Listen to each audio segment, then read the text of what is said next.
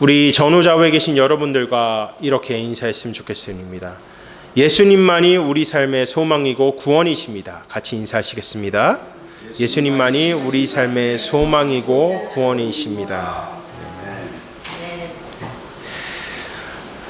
마크 베터스가 저서한 올린이란 책이 있습니다.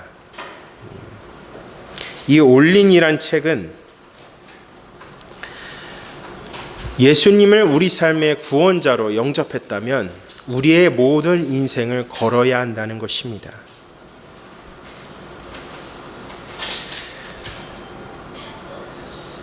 마크 베터스가 말하는 이 올린이라는 것은 마치 카지노의 도박사가 승리를 확신하고 기대하는 모험을 걸 때 현금 대신 사용하는 칩을 탁자 중앙으로 모두 밀어넣는 올인 베팅을 하듯이 예수님께 우리의 인생을 모든 것을 거는 것, 그것이 올인이라는 것입니다.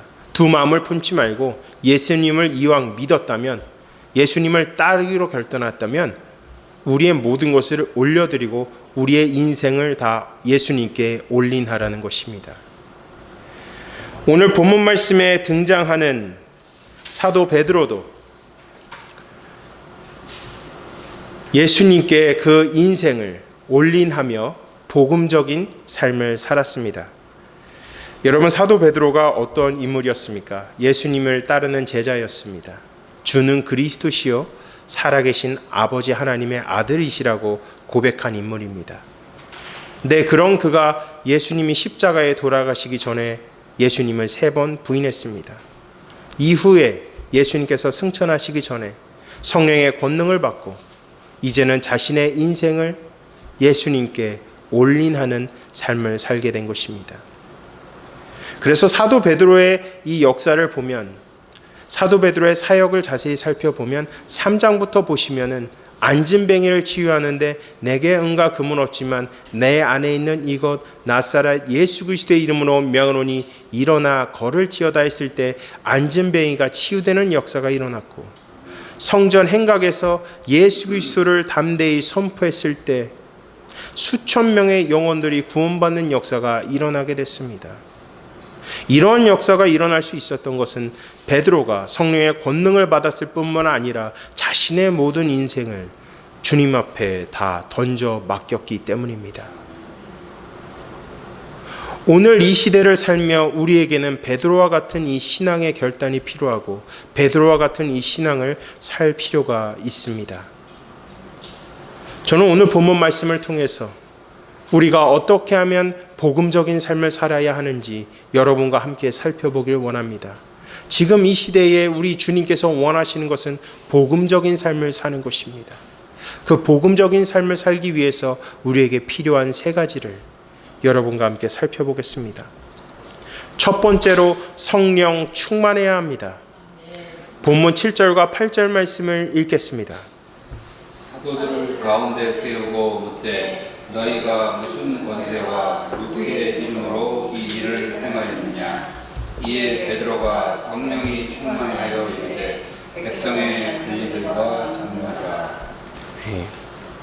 사도 베드로와 요한은 복음을 전한 이유로, 그리고 안진뱅이를 치유한 이유로 산헤드린 공의회에 넘겨져서 재판을 받게 됩니다. 그리고 이들이 아무런 권한도 없이 성전에서 복음을 전했다는 이유로, 안진뱅이를 치유했다는 이유로 옥에 투옥되게 됩니다. 이들을 투옥시키고 사도 베드로와 이 요한을 심판한 이 사두개인들은 어떤 부류의 사람들이었습니까? 이 사두개인들은 당시 상류층에 속하는 사람들이었습니다. 로마 정부와 결탁하여서 상당한 부와 권력의 지위를 누렸습니다. 이 사두개인들은 모세 오경만을 하나님의 말씀으로만 여겼고 예수 그리스도의 부활을 철저히 부정했습니다. 이 사두개인들과 더불어서 바리새인들, 이 두 부류의 공통점은 서로 적대 관계에 있었어요. 서로가 싫어했지만 예수님을 핍박하고 처형하는 일에는 한마음이었습니다. 이 사도 베드로와 요한이 유대교 이 사내들인 공의회에서 재판을 받은 이유가 무슨 권한으로 당신들이 복음을 전하고 무슨 권한으로 당신들이 이 안진뱅이를 치유했냐는 것이 핵심 쟁점이었습니다.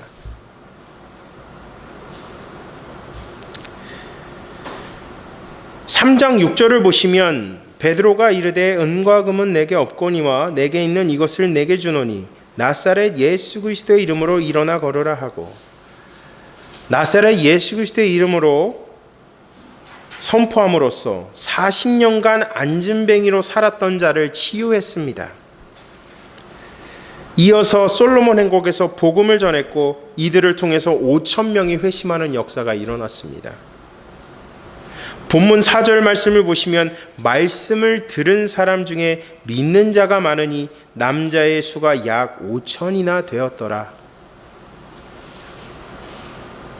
당시 이 사두개인들과 바리새인들은 아무런 합법적 권위도 받지 않는 자들이 성전에서 많은 군중들을 모아놓고 연설하는 것을 불법으로 간주했습니다. 더군다나 이들은 사도 베드로와 요한이 예수 그리스도의 십자가의 죽으심과 부활을 선포하는 것에 있어서 큰 분노를 가졌습니다. 그래서 이들은 이 사도 베드로와 요한을 처형할 수 있는 권한은 없었지만 체포할 권한은 있었습니다. 예수 그리스도의 복음을 선포한 것으로 베드로와 요한은 옥에 갇히게 되었습니다. 근데 여러분, 이들이 가져갈 수 없었던 것이 있었습니다. 성령 충만함과 예수 그리스도의 평안입니다. 그것은 빼앗아갈 수가 없었습니다. 앞으로도 계속 자세히 보겠지만 이 4장 1절부터 12절까지 이 베드로의 모습을 보면 산헤드린 공의회가 재판장이 아니었어요. 베드로에게 있어서는 복음을 선포하는 미션 필드였습니다.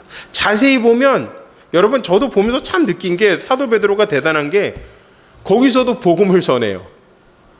그것도 담대하게. 이것도 복음의 미션 필드로 사도 베드로가 활용한 것을 우리가 볼 수 있습니다. 참으로도 대단한 사람 아닙니까? 이 베드로와 요한의 복음 선포가 우리에게 주는 메시지가 있다면 땅 끝까지 증인이 되리라는 예수님의 예언이 성취되는 것과 믿음은 들음에서 나며 들음은 예수 그리스도의 말씀으로 말미암는다는 것입니다. 성전 행각에서 복음을 선포했을 때 어떻게 됐습니까? 그 말씀을 들음으로 그 수많은 군중들이 예수님을 믿었습니다. 믿고 어떻게 됐죠? 이 들음에서 예수님의 말씀을 들음으로 믿었고 이를 통해서 이들은 의롭다함을 얻은 것입니다. 부르심 받은 성도들이 열심히 복음에 올인해서 말씀을 선포할 때에 영혼들이 주님께로 돌아오므로 주님 나라가 확장된다는 것입니다. 성령의 권능을 받아서 사명을 감당할 때, 성령의 권능을 받아서 복음을 선포할 때 사도 베드로와 요한을 통해서 일어난 주님의 역사하심을 우리 삶 속에서도 일어날 줄로 믿으시기 바랍니다. 당시에 그 회의장에 있었던 공의회에 있었던 대제사장 안나스와 가야바, 요한, 알렉산더 및 그 외의 대제사장들이 이들을 계속 추궁합니다. 이들이 추궁한 이유는 모세 오경에 근거해서 예수 그리스도의 능력에 의해서 복음을 전했다고 하면 이들을 신성모독으로, 또 하나님의 이름으로 했다면 하나님의 이름을 망령되이 일컬었다는 죄로 올가매려고 했습니다. 하지만 베드로는 그 상황에서 어땠죠? 성령 충만했습니다. 당황하지도 않았어요. 두려워하지도 않았어요. 자신을 위협하는 상황 속에서도 당시의 권세자들을 향해서 예의를 갖추며 담대하게 증언을 시작합니다. 이것은 하나님의 능력이 아니고서는 불가능합니다. 그가 안진뱅이를 치유한 것도 5,000명의 영혼들의 구원을 얻게 한 것도 오직 성령의 능력에 임했기 때문에, 성령의 능력이 베드로에게 충만히 임했기 때문입니다. 그의 인생이 감옥에 잡혔을 때, 재판에 들어갔을 때 어떻게 될지는 모르는 상황에서 그는 두려워하지 않았습니다. 왜? 성령 충만했기 때문에, 성령의 능력이 그 삶 가운데 충만히 임했기 때문입니다. 제가 초반에도 말씀드렸지만 사도 베드로는 성령의 권능을 받기 전에 어떻게 했죠? 예수님을 3번 부정했습니다. 내 성령의 권능을 받고서는 인생이 확 바뀌었죠. 죽어도 예수를 위해서 난 죽겠노라고 결단했습니다. 우리 안에 가지고 있는 편견, 욕망, 욕심을 버리고 철저히 성령에 우리의 영혼이 사로잡힐 때 성령 충만해질 수 있습니다.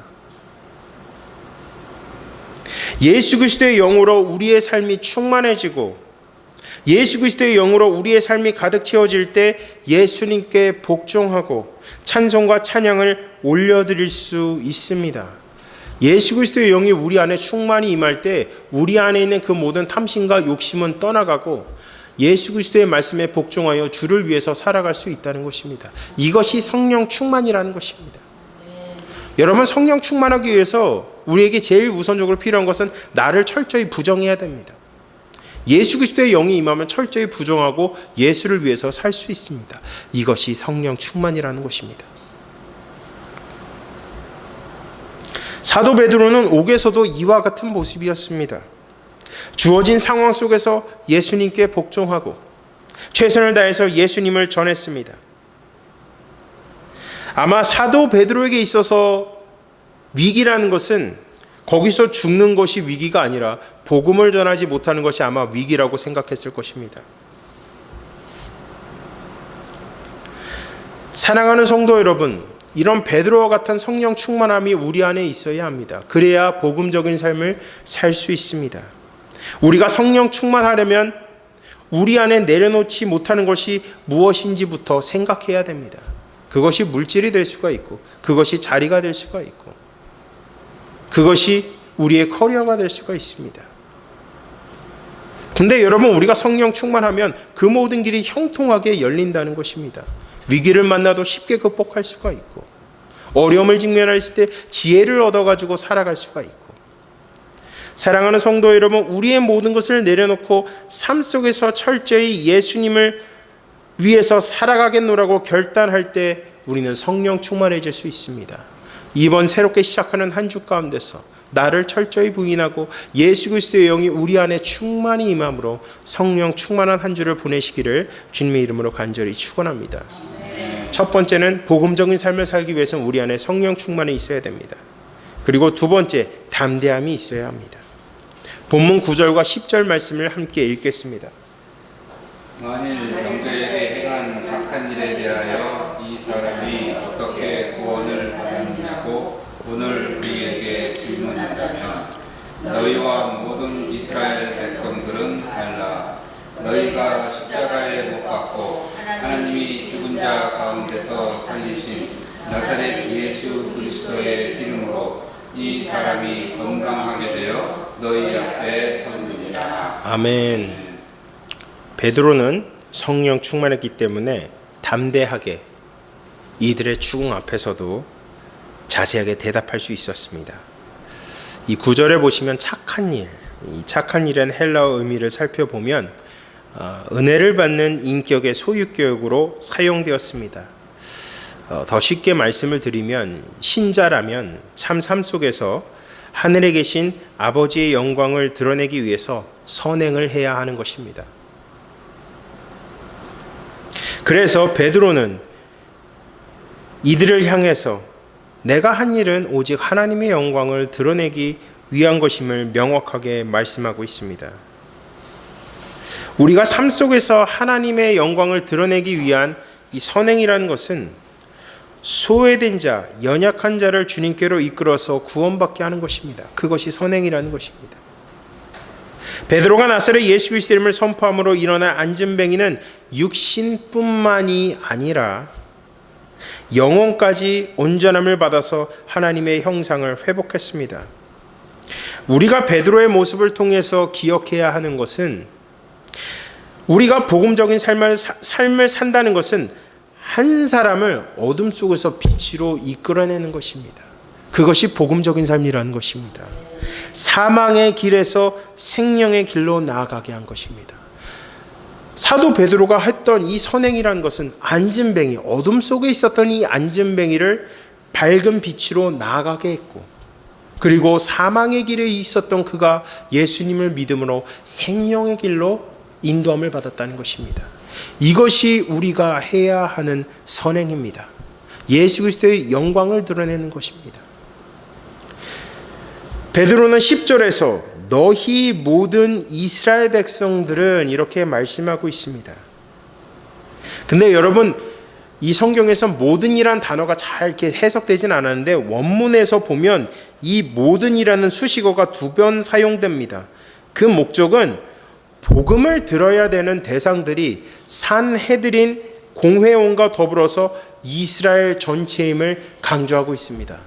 너희 모든 이스라엘 백성들은 들으라. 사도 베드로는 여기서도 복음을 전하는 거예요. 여기서도 복음을 전하고 있는 거예요. 솔로몬 행각에서 복음을 전했던 그 똑같은 메시지를 4장에서도 동일하게 전하고 있는 것입니다. 여러분, 통상적으로 이 이스라엘은 하나님의 백성을 가리킵니다. 때로는 이 이스라엘의 의미, 신학적 의미를 살펴보면 하나님의 백성이며 그리고 이스라엘의 왕은 예수 그리스도이심을 알리는 것입니다. 베드로는 이스라엘 백성들이 하나님의 말씀을 듣고 깨달아서 하나님의 백성이 되기를 소망하는 마음으로 복음을 전한 것입니다. 얼마나 대단한 것입니까? 죽을 수도 있는 상황인데 거기서도 이곳을, 이 산헤드린 재판 받는 이 장소를 미션 필드로 생각한 겁니다. 선교지로 생각한 겁니다. 그래서 너희가 십자가에 못 박고 하나님이 죽은 자 가운데서 살리신 나사렛 예수 그리스도의 이름으로, 사도 베드로는 이 공의회에서 복음을 담대히 선포합니다. 이 나사렛이란 명칭은 예수님의 비천한 출신을 뜻하지만 예수님은 하나님의 아들이심을 강조하고 있습니다.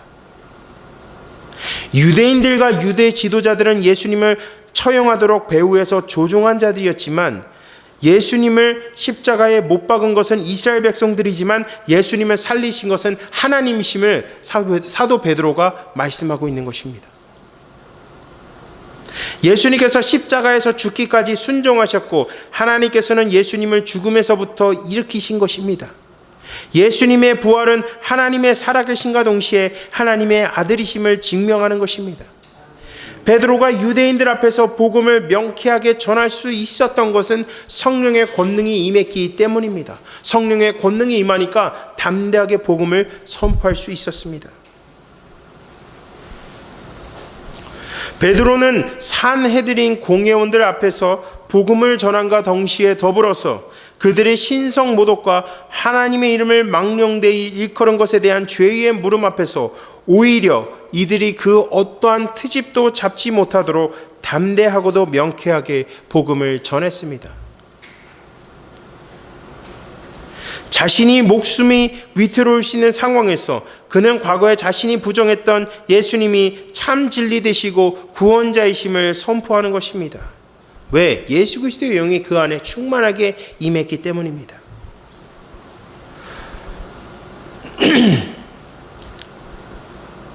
이 베드로의 모습을 통해서 우리가 도전받아야 되는 것은 그 위기의 상황을 오히려 복음을 전할 수 있는 기회로 삼았다는 것입니다. 여러분, 우리의 삶은 어떻습니까? 우리가 예수님을 믿는다고 하지만 삶 속에서는 예수님을 부정하고 세상을 따르고 있습니까?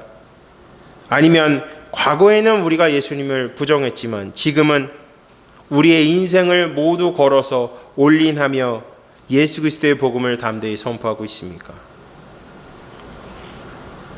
우리도 베드로와 같이 성령 충만하면 담대히 예수 그리스도의 복음을 선포할 수 있습니다. 모든 우리가 직면한 어려움 가운데서도 우리가 복음을 선포할 수 있는 기회로 삼을 때 주님께서 역사하신다는 것입니다. 저와 여러분, 우리 주일교회가 이러한 역사를 경험하길 원합니다. 성령의 충만함에 힘입어서 담대하게 복음을 증거하고 우리가 있는 모든 곳을 미션 필드로 생각하며 복음을 전하는 하나님의 열정을 가진 전도자로서 쓰임받기를 주님의 이름으로 간절히 축원합니다. 첫 번째는 성령 충만, 두 번째는 담대함이 있어야 됩니다. 그리고 세 번째, 오직 예수 그리스도만이 답입니다 라고 생각하며 살아야 합니다. 본문 11절과 12절을 읽겠습니다. 이 예수는 너희 건축자들의 머릿돌로서 집 모퉁이의 머릿돌이 되었느니라. 다른 이로서는 구원을 받을 수 없나니 천하 사람 중에 구원을 받을 만한 다른 이름을 우리에게 주신 일이 없으리라. 아멘. 다른 이로선 구원이 없습니다, 여러분. 아멘이십니까? 베드로는 유대인들이 그들의 왕 되시는 예수님을 버렸지만 예수 그리스도는 모퉁이의 머릿돌이 되셨다고 말씀합니다. 이 말씀은 시편 118편 22절의 말씀을 인용한 겁니다. 건축자가 버린 돌이 집 모퉁이의 머릿돌이 되었나를 인용함으로써 구약의 예언이 성취되었다는 것을 증명하고 있습니다. 그리고 이 구약의 말씀은 예수 그리스도의 부활로 성취되었고 예수님을 배척한 자들을 향하여 오직 구원은 예수 그리스도를 통해서 받을 수 있음을 말씀합니다. 12절에 기록된 이 구원은 헬라어로 소테리아입니다. 소테리아. 이 뜻은 육체의 구원과 동시에 죄와 그 세력, 죄의 형벌인 영원한 죽음과 심판으로부터의 전인격적인 구원을 뜻하는 겁니다. 그가 이 구원이란 단어, 이 소테리아 단어를 사용한 것은 안진뱅이의 치유를 단편적인 예로 든 것입니다. 안진뱅이는 육신의 연약함도 치유받았고 동시에 영도 구원을 받았습니다. 이것을 강조하기 위해서 이 소테리아라는 단어를 사용한 것입니다. 따라서 예수 그리스도로 말미암은 구원은 죄에 대한 용서와 하나님과의 관계가 회복되는 것입니다. 베드로가 이 다른 이름을 사용한 이유는 예수 그리스도의 유일성을 강조하기 위함입니다. 오직 예수 그리스도를 통해서만 구원을 받고 영생을 얻을 수 있음을 단호하게 말씀하고 있습니다.